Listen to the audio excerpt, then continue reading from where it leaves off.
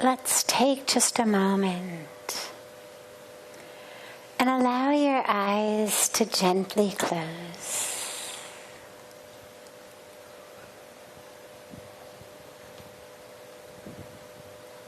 And just allow your awareness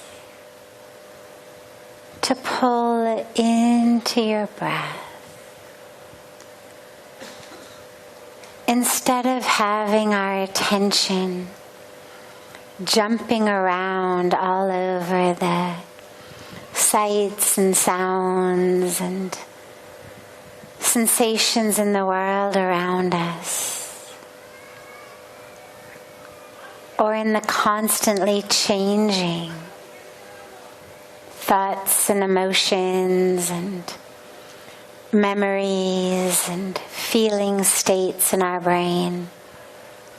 Instead of that constant, frenetic motion, just draw all of the attention, all of the focus,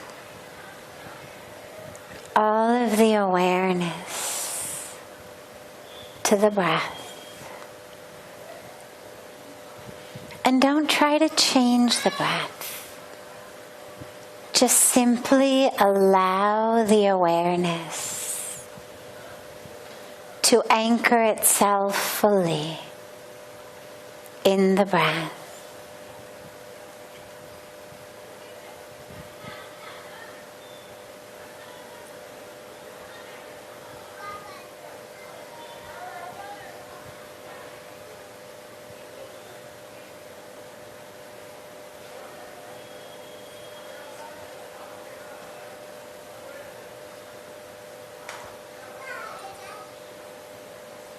And allow that awareness of the breath to drop down low in your abdomen to an energy center, a chakra, that's just below your belly button, called the Swadhisthana chakra. It's just about 2 inches below your navel. When most of us pay attention to our breath, we notice it in our chest, or our lungs, or our rib cage. But for a moment, allow that awareness of the breath to drop. And bring that awareness down to this energy center of the Swadhisthana chakra. And again, we're not doing or forcing. We're just allowing.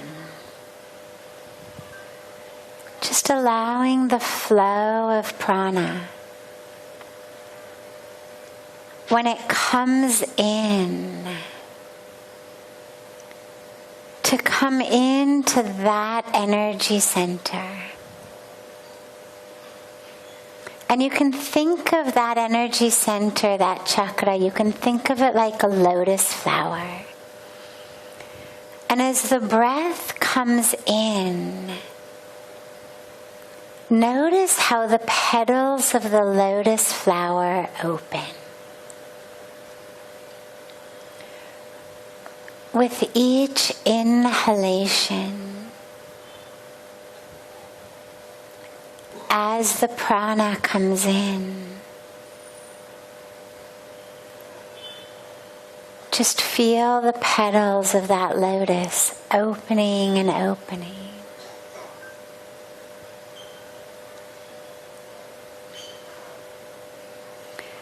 Swadhisthana literally means the place of the self. And so take just a moment and feel as you breathe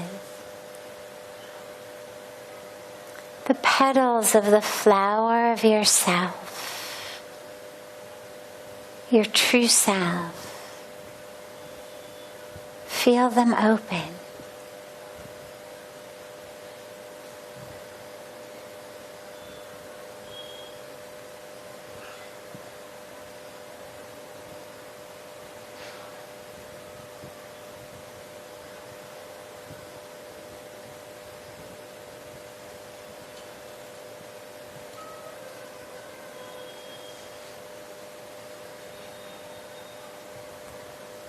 And on the exhalations, as you exhale, feel yourself sinking back deeper and deeper into that Swadhisthana, into that energy center of the true self, that source of love, of peace, of light, of truth, of awareness. On each exhalation, just allow yourself to drop back into it.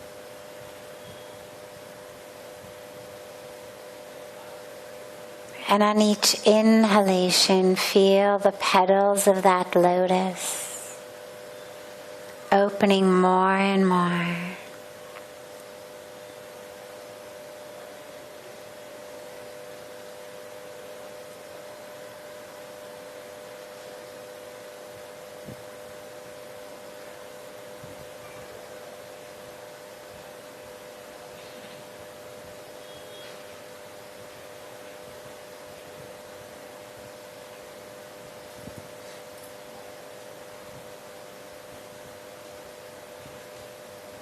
Slowly and gently, bring the palms of your hands together at chest level.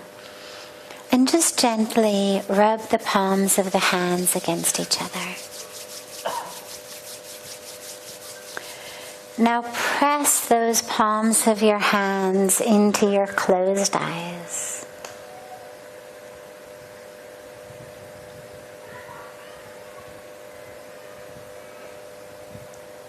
And slowly lower the hands and open the eyes.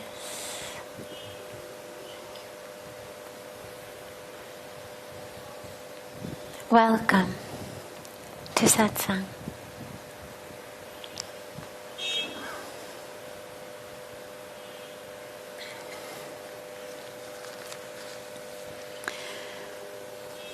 So starting with a few of the questions that have come in advance in writing, and then we'll open it to any questions that anyone here has. How to stop overthinking. The mind keeps on planning, reasoning, and doing analysis of things which are very trivial and ordinary. It takes things seriously, which are not meant to be taken seriously. At the moment, it feels like I am smart, but later I realize I was actually stupid to indulge in it in such small matters. Please guide on how to avoid such a habit of mind. It's a great question because I think it's something that most of us do. And it is probably one of the greatest wastes of our time. It's why it's so important to have, no gossip policies and no grumbling policies. And because all they are is wastes of time. I mean, if there's a serious concern about something, by all means, think about it, voice it, discuss it. But what our minds tend to do is they just pick up on nothing. Nothing. There was a movie when I was growing up, and I don't remember anything about the movie, not even its title, except there was this one character in it who was the father of another character in it.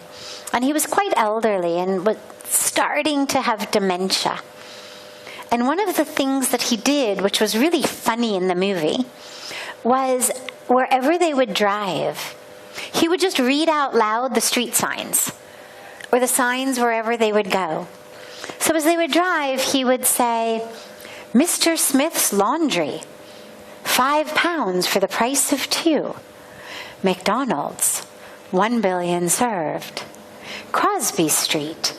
And just as they would move through the town, he would just speak all this out loud. So of course nobody in the car could have a conversation, because he was loud and constant. And I've held that character in my mind for decades, because even though he was just a funny character in a movie that wasn't even a main character, it seems like most of us have one of those in our mind. Doesn't serve any purpose. We're not actually learning anything from it, gaining anything from it. There's nothing memorable about it.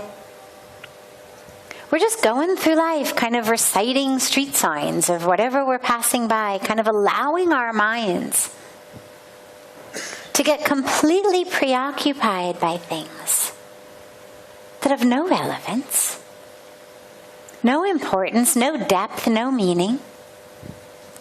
And the dilemma of that is that it may be completely innocuous, completely harmless, like this guy was. He wasn't saying you're awful, you're stupid. He wasn't telling them to go off and, get drunk or take drugs or have sex or rob a bank. He was just reciting street signs. But what it did was it prevented any other thought from happening in that moment. And that's what that aspect of our mind does in the best case scenario. It also tends to actually be the voice that starts to criticize us, send us in wrong directions. But on its good days, all it does is completely waste our time and energy. And it's just a habit. It's a habit of the brain. Like this guy, was starting to have dementia, and as his brain got sicker and sicker, he did this more and more. And we all have kind of that sickness. It's not a neurological illness, it's just an illness of habit. And the first thing to do, I was so glad that this questioner said, in the time I feel very smart. Like, yeah, that's me reading the street signs. That's me, noticing this thing, commenting on that. But later on we realize how stupid it is. Because it was irrelevant. And it wasted up all that time. I could have been using my mind to do japa, to recite poetry, to pray, talk to God. We all know so many people who need prayers. Pray for people who need prayers. Listen to beautiful classical music. Watch my breath. There's so many better uses of your mind. Plan something, initiate something, create something, manifest something that's actually going to make a difference, that's actually going to bring healing and help to our planet. At least a smile to someone's face. So we recognize it just as a habit, and the minute you notice it, stop it. There's all kinds of techniques for changing habits. One of my favorite is just the simplest kind of psychology 101 basic technique. You take a little rubber band and you put the rubber band on your wrist. And every time you engage in that habit that you want to break, you just flick the rubber band. This area of the wrist is very, very sensitive. The skin is very soft. Flicking a rubber band may not sound like much, and it's certainly very mild as far as self-flagellation goes. But I'm in favor of tenderness and self-love and self-compassion. So just a little rubber band. Every time you do it, you just flick it. But you got to do it in that moment. Don't do it 20 minutes later. In that moment as it's happening. The minute you catch yourself.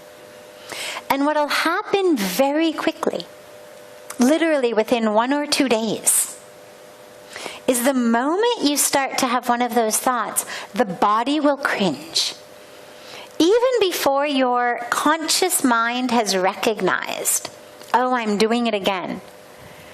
The unconscious part of the mind recognizes it first, and you'll notice a very subtle cringing in the body going, oh, I know it's coming. I know that fling of the rubber band is coming. I know that pain is coming. And the body starts to cringe in advance, knowing there's going to be pain. And so you stop. Very simple, very easy. Because these are not deep-seated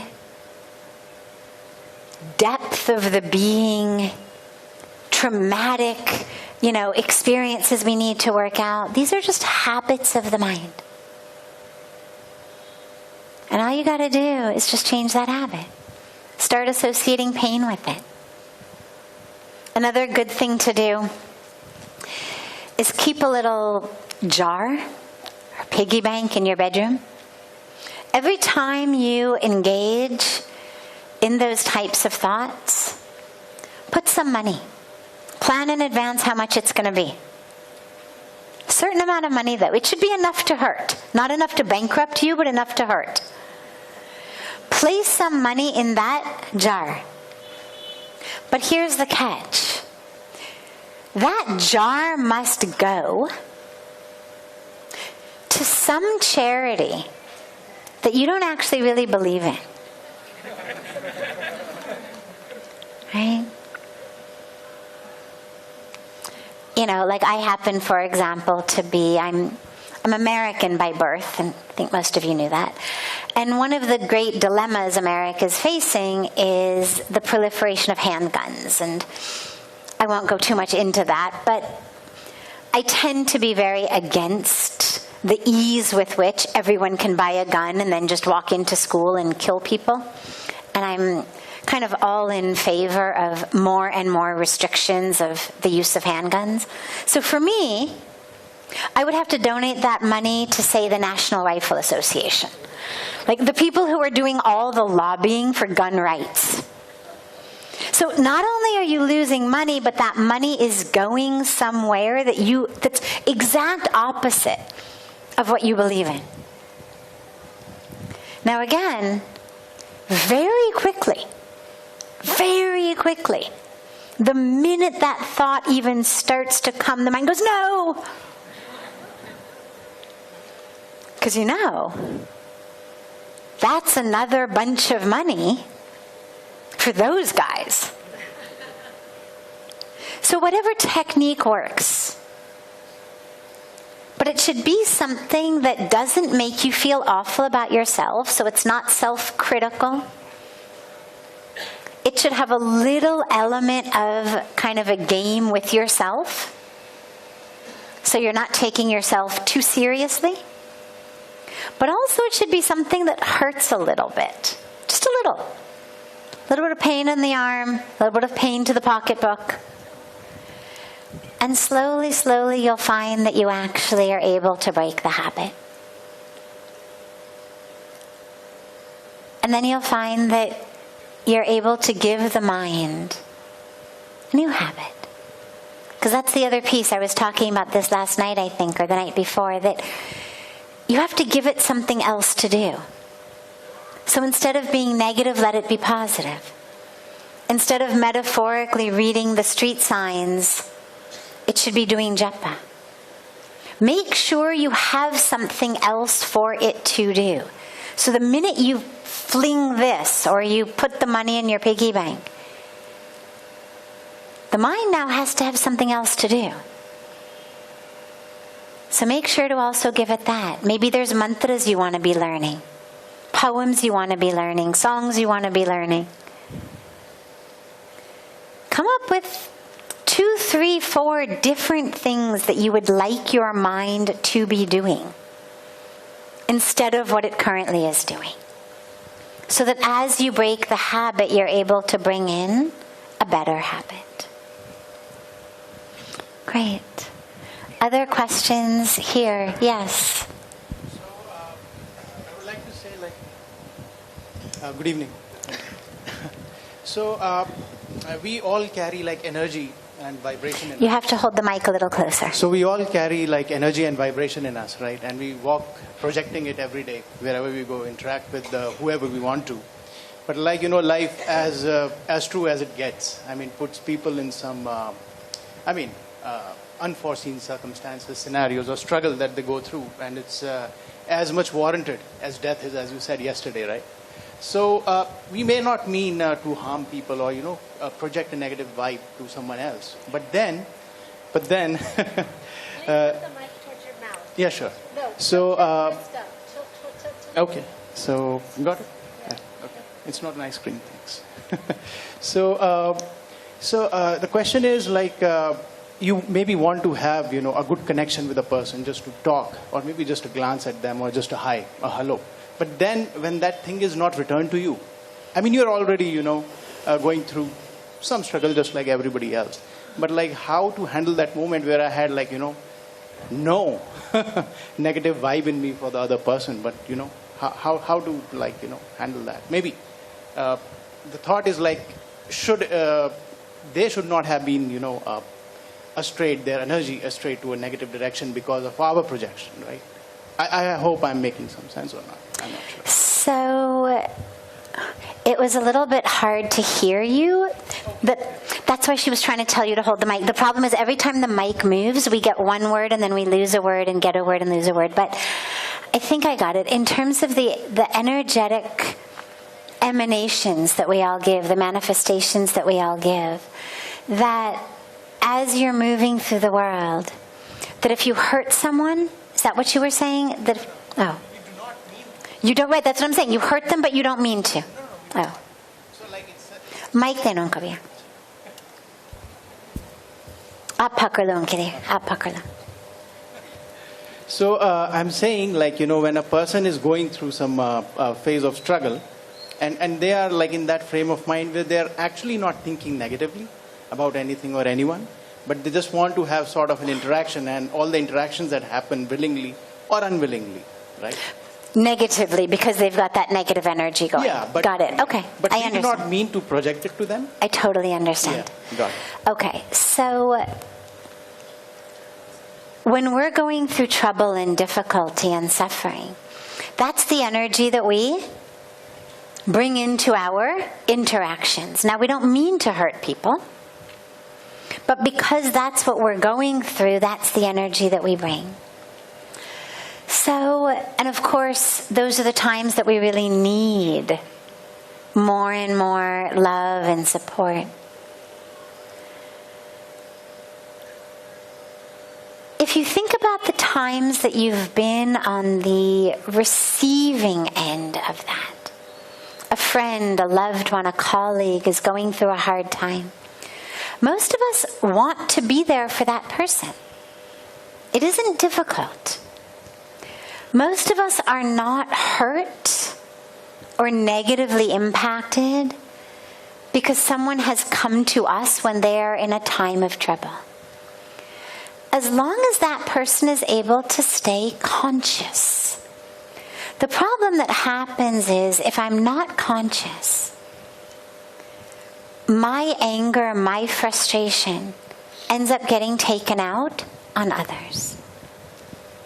A very common thing that happens is, let's say at the office place, I get unfairly picked on, my boss yells at me, not because of anything really wrong I did, but maybe my boss is going through a divorce or had a bad day or whatever it was.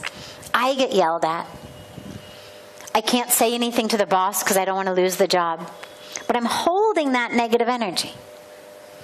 Now when I go home, instead of saying, hey, I had a really tough day at the office today, I need a hug. Or, hey, I had a really tough day at the office today, let's go take a walk, I need some fresh air, I need to just tell somebody about it. Instead of that, what most of us do is we go home and we take out that frustration and anger on our family members at home. We don't tell them we had that tough day. We don't tell them what happened in the office, but we go home and now we start yelling and criticizing and taking out that anger on them. That's the unconscious way. So when someone is going through trouble, it's an opportunity for them. It's an opportunity for us all the time to stay conscious. What's really going on with me? What's really the source of how I'm feeling? If standing in my living room or my kitchen or in a restaurant with friends, I'm feeling angry and I'm about to take it out on the people around me, to have just a moment of awareness, of consciousness, and to ask myself, what's going on here? What is that? Am I really so angry over whatever's going on in the kitchen or the living room or what my friend just said in the restaurant? Or am I actually angry about something else? So as long as we're conscious, we're not going to share negative energy.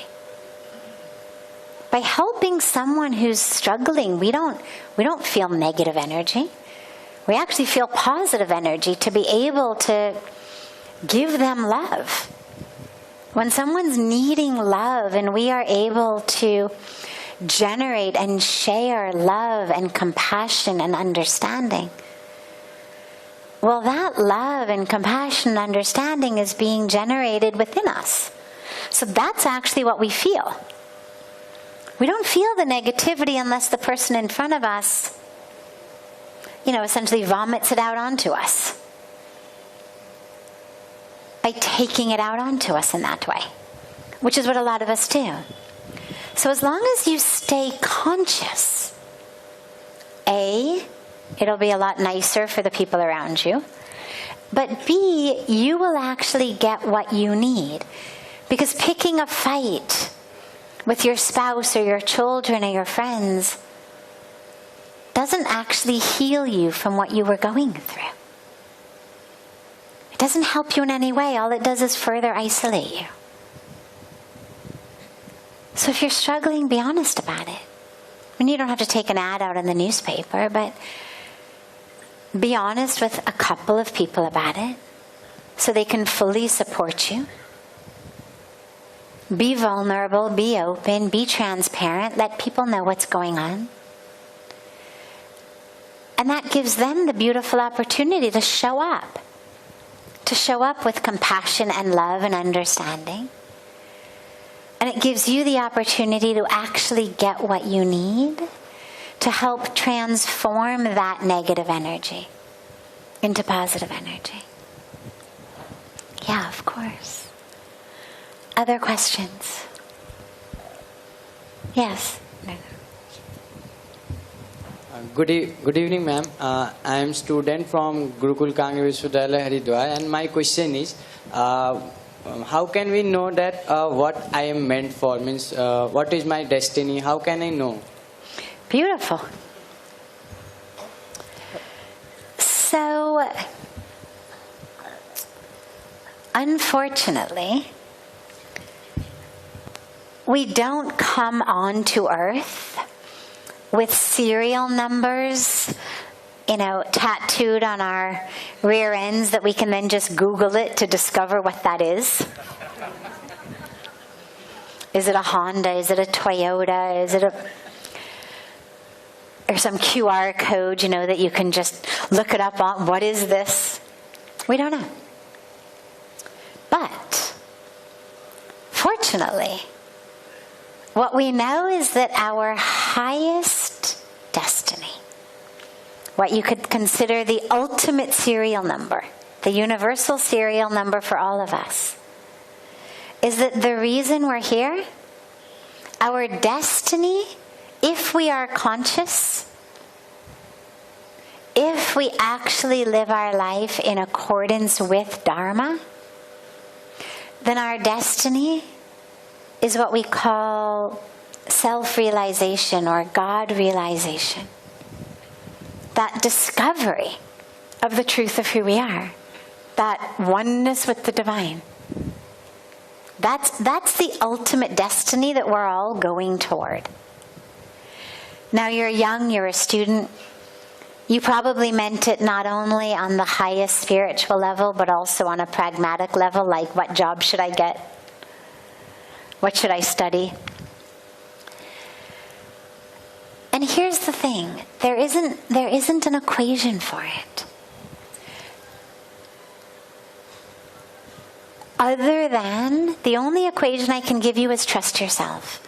Because every one of us has within us what Puja Swamiji calls an inner GPS.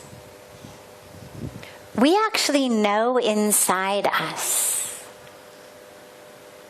where we're supposed to go, what we're supposed to do. The problem is that instead of listening to it, we let in the voices of fear, of desire. Oh yeah, I could do that, that's my dharma, but then how am I going to buy all the toys? I've got this desire for all this money, how am I going to have it if I fulfill my dharma over here? Or we have a voice of fear. Oh my God, if I fulfill my dharma over here, how am I going to pay the bills? Or oh my God, people will laugh at me. Or what if I fail? Then I'll be embarrassed. Then people will make fun of me. I'll embarrass my family. So those are voices of desire. They're voices of fear. They're not the voices to listen to. Then we also have the voices of culture and society that essentially say, thou shalt make a lot of money. Thou shalt have a good job. Thou shalt make the neighbors jealous. Thou shalt... I mean, this is what so many of us are programmed for. Do that which, when the neighbors see you, they go, wow, wow, wow. And they say to your parents, wow, kamale matlab, amazing what you've done with him. But this is not what we're here for. You're here to follow your own inner GPS. Within each of us is a light. A beautiful light. And it's going to guide you. But what you need to do is you need to stay anchored, grounded, and sincere. The critical piece is sincerity. Whatever you do, do it sincerely. You are a student right now, be a sincere student. If you can't be a sincere student, drop out of school. Don't waste your teacher's time or your parents' money. You're a student, be a sincere student. Study. Even if you don't know where you want to go from now, that's okay. Right now, all you have to focus on is being a sincere student. Do it to the best of your ability. You won't be good at everything, I promise. That's how you know you're still human. Right? I mean, some of us were great in math. Others of us really struggled in math. Some of us were great in foreign languages. Others could not put together a sentence. Some are great in art. Some are still drawing stick figures like myself. I mean, we all have different skills, different abilities. But sincerity is key. Whatever you do, do it sincerely. And if you can't do it sincerely, don't do it. So study sincerely. And as you study, allow yourself to be open. It's a beautiful time of life because you're getting all of these different opportunities. Let them in. What inspires you? What interests you? What excites you? What makes you feel like you would be excited waking up every day to do that? What makes you feel like you would be interested in your life to do that? Don't think about what's going to make a bunch of money. If you're interested and you're excited about what you're doing, enough money will come. And what I can tell you from knowing lots and lots of people around the world, many, many, many billionaires, and many, many, many starving artists, essentially. And what I can tell you is the only thing that makes a difference in people's happiness is them doing that which is real for them. The billionaires are no happier than the artists or musicians living in one-room apartments but able to make art or make music. Unless someone became a billionaire loving what they do. There may be those. But if you became a billionaire essentially not liking what you do but just money for money's sake, you're never going to be happy. So it's a very beautiful time of your life as a student. Really tap in. What fills you up? Not just what do you enjoy for a moment, but what do you enjoy deeply that actually helps other people, that brings some kind of light to other people, to the planet? What can you offer to this beautiful planet? It gives us free air, free water, free soil, free sunshine, free flowers with free fragrance. It's given us so much. What are you going to give back? Think about it like that. And then every step you take will be the right one. And you may take one step now, and then a few years later something else shows up in your life, and then you take those steps. You don't have to plan and plot the next 60 years of your life now. Don't worry about it. Just figure out what direction you're going to walk in right now. Walk sincerely. And stay open to doors that open along your path. Beautiful.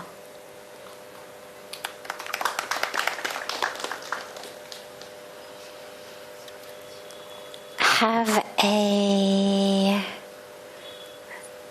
beautiful, beautiful rest of your evening, everyone.